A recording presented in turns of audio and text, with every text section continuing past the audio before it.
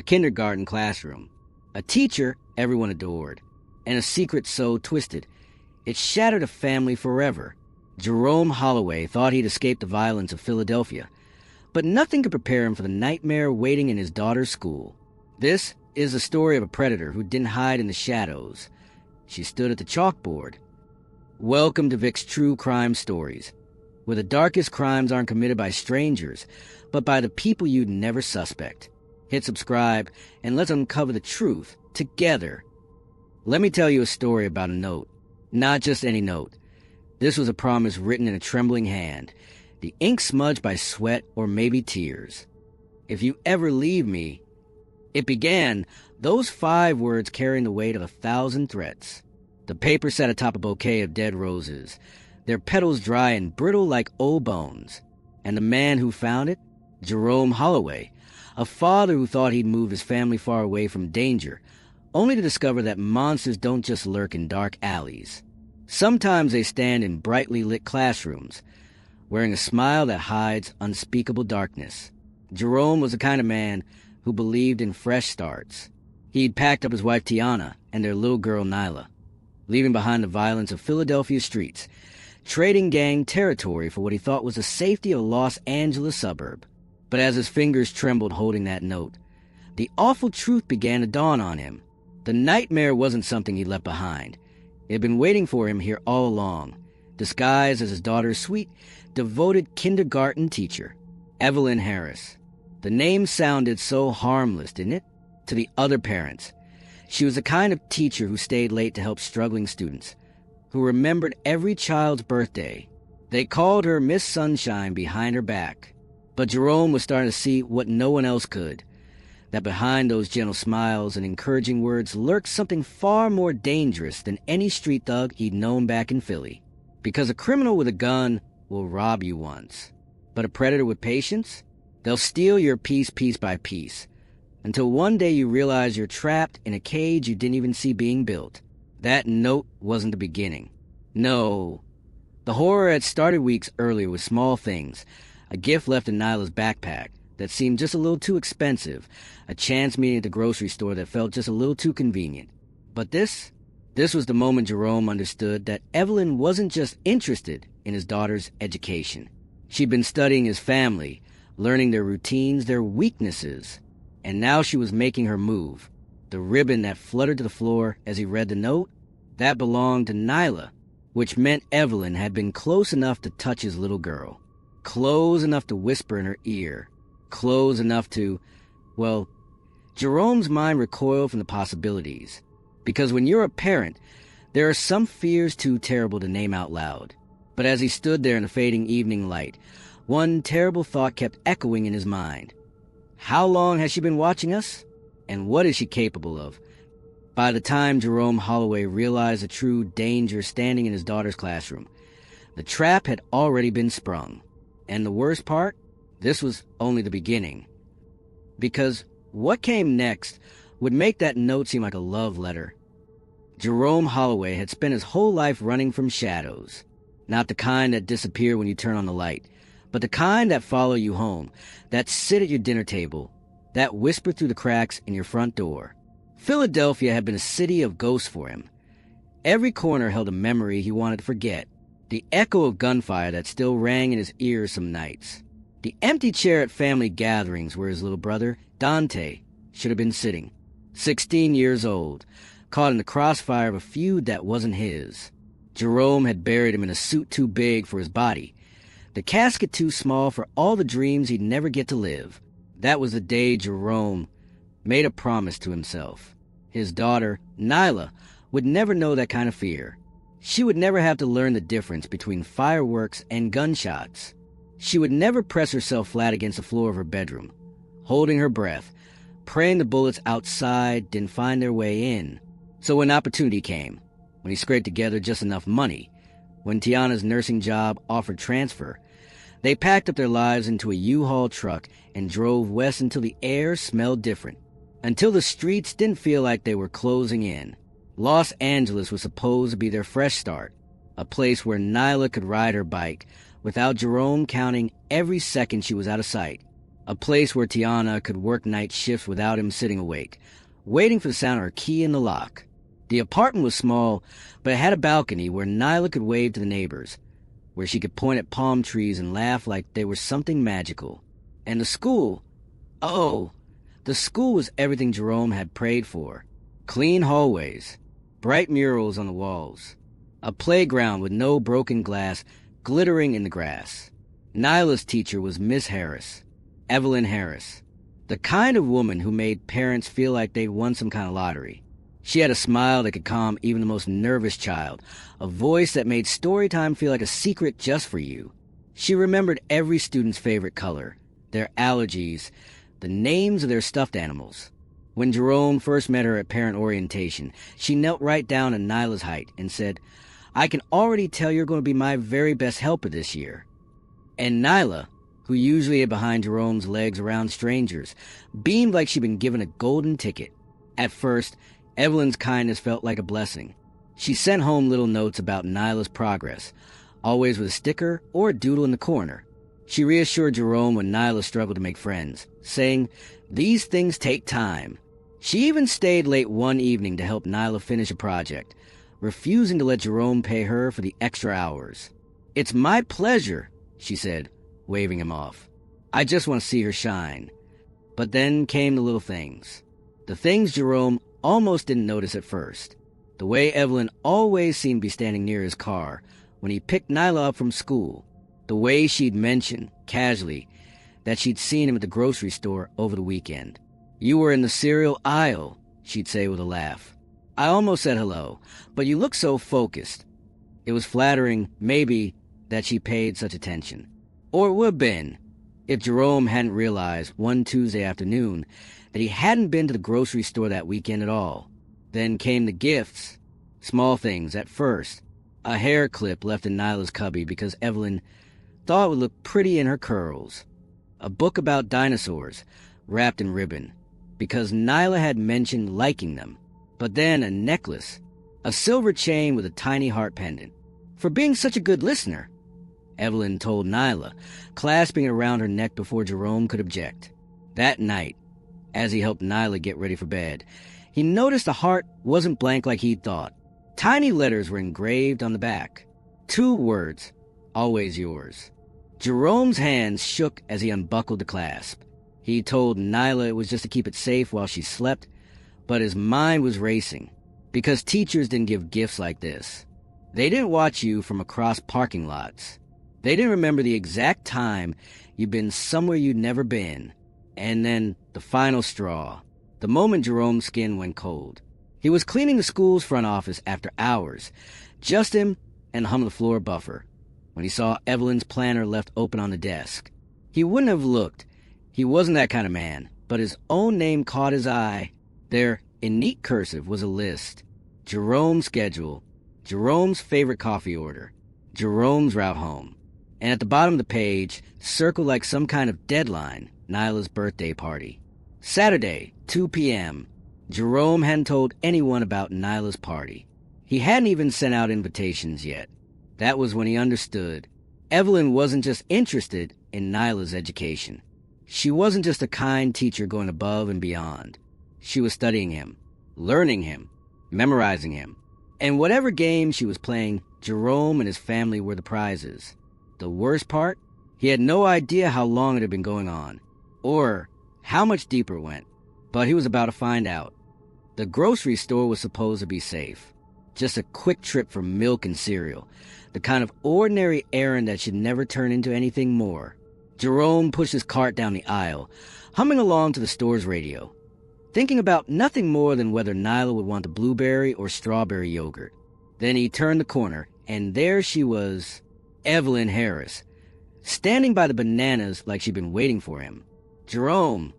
Her voice was all surprise, her eyes wide like this was the last place she expected to see him. "What are the odds?" She laughed, tossing a bunch of bananas into her basket. Too many bananas. More than one person could ever need. Jerome forced a smile, made small talk, tried to ignore how her fingers brushed his arm when she reached past him for an apple. When he got home, he told himself it was nothing, just a coincidence. Los Angeles was a big city, but neighborhoods were small. People ran into each other. That's all it was. Then it happened again. At the park where Nyla played on Saturdays. At the gas station near their apartment. Each time, Evelyn acted like it was fate, bringing them together. Each time, Jerome felt something cold slithered down his spine. The gifts for Nyla kept coming. A stuffed bear with eyes that seemed to follow Jerome around the room. A bracelet that jingled when Nyla moved her wrists. And then, the doll. It was beautiful. The kind of expensive toy Jerome could never afford. Blonde hair, blue eyes, a frilly pink dress. Nyla squealed when Evelyn presented it to her after school, clutching it to her chest like a treasure. Say, thank you, Jerome reminded her, his voice tight. Thank you, Miss Harris. Nyla chirped, oblivious of the way Evelyn's smile didn't quite reach her eyes. That night, Jerome found the doll sitting on Nyla's bed, its glassy stare fixed on the ceiling. Something made him pick it up, turn it over, and there, hidden in the stitching of its back, was a small black device no bigger than a button. A microphone. His hands shook as he pulled it free. How long had it been there? How much had Evelyn heard? The bedtime stories he read to Nyla? The private conversations with Tiana? The sound of his daughter breathing as she slept? He threw the doll away the next morning, telling Nyla it had gotten broken. But the damage was done. The trap had been set, and Evelyn was just getting started. Tiana found the lipstick on a Tuesday. A smudge of red on Jerome's white work shirt, right near the collar. "What's this?" she asked, her voice dangerously calm. Jerome stared at it, his stomach dropping. I don't know. It wasn't his. It wasn't Tiana's. And when he sniffed it, the scent was familiar, sweet, floral, the same perfume Evelyn always wore. That night, Tiana's phone buzzed with a text from an unknown number. No words, just a photo. Jerome, standing in Evelyn's classroom after hours, his back to the camera. The timestamp showed last Thursday, when he'd stayed late to fix a leaky sink. Then came the voicemail. Evelyn's voice, syrupy with fake concern. "Tiana, honey, I thought you should know. Your husband's been spending an awful lot of time in my classroom after hours. I just worry about appearances, you know?" The fight that followed was the worst of their marriage. Tiana's accusations, Jerome's denials, Nyla crying in her room, not understanding why Mommy and Daddy were yelling. By morning, there was a suitcase by the door and a cold space in the bed where Tiana should have been. Jerome felt like he was drowning. Every time he tried to explain, the water rose higher. Every time he thought he'd found solid ground, Evelyn pulled it out from under him. Then came the backpack. Nyla's pink backpack, left on the kitchen table after school. Jerome went to empty it like he always did. Lunchbox, permission slips, crumpled artwork. But this time, there was something else. A small black notebook, tucked between her folders. Evelyn's journal. Page after page, filled with his name, his schedule, notes about what he wore, what he ate, who he talked to. And on the last page, circled over and over until the pen nearly tore through the paper. Mine. The words seemed to pulse on the page, alive and hungry. Jerome's breath came fast and shallow. This was an obsession. This wasn't a crush. This was something darker, something dangerous. And the most terrifying part? Evelyn had wanted him to find it. That notebook hadn't ended up in Nyla's backpack by accident. It was a message, a challenge, a declaration of war. Jerome had spent his whole life running from monsters. But this time, the monster was already inside his house. And she was just getting started. The nights became the worst. That's when the house creaked with sounds that didn't belong. When shadows moved just beyond the window panes. Jerome started sleeping with a baseball bat beside the bed. His fingers curled around the grip until his knuckles turned white. He told himself it was paranoia. Told himself no one was really out there. Then the security camera caught her. 3:17 in the morning. The grainy black and white footage showed Evelyn standing motionless in Jerome's backyard. Her face tilted up toward Nyla's bedroom window. She didn't move, didn't blink, just stood there for 11 full minutes, her nightgown fluttering in the breeze like some kind of ghost. When the motion light flicked on, She didn't startle, just smiled, slow and knowing, before turning to walk away. Jerome watched the footage 12 times. 13, 14.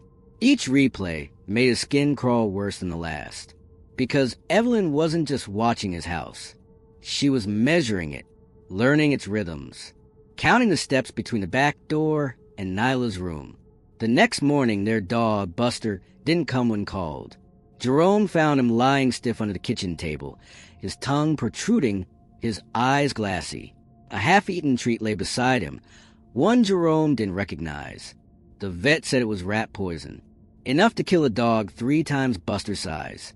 Nyla cried for hours. Jerome held her, rocking back and forth, his mind racing. Because this wasn't just a warning anymore. This was an escalation. Evelyn had moved from watching to acting, from wanting to punishing, and if she could kill a dog without hesitation. Jerome made his decision that night. While Tiana slept at her sister's and Nyla dreamed innocent dreams, he drove Evelyn's house. The lights were off. The street was quiet. He told himself he just needed proof. Just something to take to the police to make them finally listen. The back door was unlocked. Inside, the air smelled like candles and something sweet gone rotten. Jerome's flashlight beam cut through the dark, revealing what should have been a normal teacher's home. But the walls stopped him cold. Photos, dozens of them. Jerome at the grocery store. Jerome fixing Nyla's bike. Jerome sleeping in his own bed. A close-up shot taken through his bedroom window. And Nyla. So many pictures of Nyla. At school. At the park. In her pajamas. Unaware of the camera lens capturing her every move. Worst of all was the centerpiece. A shrine, complete with candles and a framed photo of Jerome and Nyla together, surrounded by Nyla's hair ribbons or drawings. Even a juice box straw she'd used once at school. That's when the floorboard creaked behind him. Evelyn stepped from the shadows, her face calm, her hands clasped together like she'd been expecting company. In one smooth motion, she raised her right hand, and the kitchen knife caught the moonlight, its edge gleaming. "Jerome," she sighed, like she was greeting a lover. "I knew you'd come." He backed up, his pulse roaring in his ears. Evelyn tilted her head, studying him the way she might examine a misbehaving student. "You've been very bad," she whispered, "making me do these things. But it's okay. I can forgive you." The knife twitched in her hand. Outside, a car door slammed. Footsteps crunched on gravel. Evelyn's eyes flickered toward the sound, just for an instant, but it was enough. Jerome lunged to the door, just as the first police flashlight beam sliced through the curtains. Officer Wilson's voice boomed through the house. "LAPD, everyone freeze." For one terrible second, there was silence. Then, from somewhere in the dark, a child's whimper, Nyla's whimper, and that's when Jerome's world shattered. The body cam footage told the story better than words ever could. There was Evelyn, standing in the wreckage of her own making, that same serene smile playing on her lips as Officer Wilson snapped the cuffs around her wrists. She didn't struggle, didn't scream, just turned her face toward the camera and smiled like she won some private game only she understood. "Be careful with him," she whispered as they led her away, her voice dripping with false concern. "Jerome's fragile. He needs me." But Jerome wasn't listening. He was too busy holding Nyla in the back of an ambulance, wrapping her in a blanket that couldn't possibly be thick enough, warm enough, safe enough. The paramedics kept asking questions, but all Jerome could hear was the echo of Evelyn's voice in that dark house. "I knew you'd come." The days that followed passed in a blur of police stations and courtrooms. Evelyn's bail hearing, the restraining order, the endless stream of reporters camped outside their apartment, hungry for details. Through it all, Tiana moved like a ghost, packing her things with mechanical precision, while Nyla watched from the doorway, clutching that same doll Evelyn had given her months before. "I can't do this anymore," Tiana said one morning, her suitcase scraping across the floor like a coffin being dragged to its grave. Jerome didn't argue. How could he? Every time he closed his eyes, he saw Evelyn's shrine. Every time he hugged Nyla, he felt the phantom weight of that knife hovering just behind them. Nyla's therapist called it trauma processing when she started drawing the pictures. Page after page of stick figures with two big eyes, a smiling sun, a happy house, and always in the corner, a woman with black scribbles for eyes watching all. That's Miss Harris. Nyla would explain matter-of-factly before moving on to her next creation, as if monsters under bed were just another fact of life now. As for Evelyn, prison didn't break her. Not the way people hoped it would. She held her head high during the trial. "They'll understand someday," she told the guards as they led her away. All of them. They found her on a Tuesday morning, slumped against the cold concrete wall of her cell. No struggle. No note. Just a single photograph clutched in her stiff fingers. Jerome and Nyla at the beach, their faces torn neatly down the middle, and written on the back in that same looping handwriting, "You were supposed to be mine." The warden called it suicide. The newspapers called it justice. But Jerome, he called it what it really was, the final move in Evelyn's twisted game. Even in death, she made sure he'd never forget, never feel safe, never stop looking over his shoulder. Because that's the thing about monsters. They don't always die when they're supposed to. Some of them live on in the spaces between heartbeats, in the way a child's laughter suddenly cuts off, in the silence that falls when the phone rings too late at night. And Jerome Holloway would spend the rest of his life listening for her. If you take nothing else from Jerome and Nyla's story, remember this: the most dangerous predators never announce themselves with growls or snarls. They come bearing gifts. They remember your coffee order. They show up when you need them most. And by the time you realize what they really are, it's already too late. If the story unsettled you, if it made you look at someone in your life just a little differently today, then my work here is done. Because awareness isn't about fear. It's about being awake, alive, ready. Don't forget to hit the subscribe button and to turn on the notification bell, so it reminds you when next we drop our next video.